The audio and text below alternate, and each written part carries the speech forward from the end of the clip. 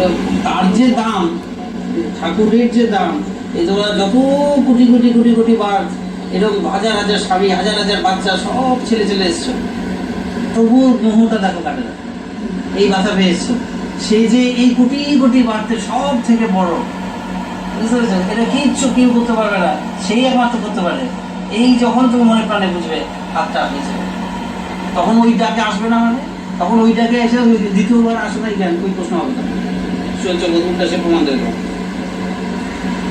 বুঝতে পেরেছো? এরকম তো তুমি তো কাটিয়ে কাটিয়ে এসছো, একের জন্য এক এক স্বামী একটা জায়গায় আছে, যে যাবে না, এবার যাবে তো পৃথিবী ছেড়ে যখন দেখবে একটা জল ইয়ে আছে, বুঝতে পাঠায় ওখানে, জংশন থেকে ওখানে পাঠায়, বুঝে আসো ঠাকুরকে, দেখবা এরকম 1 কোটি স্বামী দাঁড়িয়ে গেছে, 1 কোটি ছেলে দাঁড়িয়ে গেছে, 1 কোটি ইয়ে দাঁড়িয়ে গেছে। তখন যেটা আপন ভাবছিল, আপনি ছাড়া কেউ নাই, আমার পরিশ্রম আরেকটা কিছু চিন্তার নাই, তখন তখন হাতটা বলে জন্মসিদ্ধ ঠাকুর বলছেন 4-10 আছে, বলে এখানে জন্মসিদ্ধ ঠাকুরের দাম কি, তত তোমাদের পোঙা ঘোরানো দেখেই বুঝি।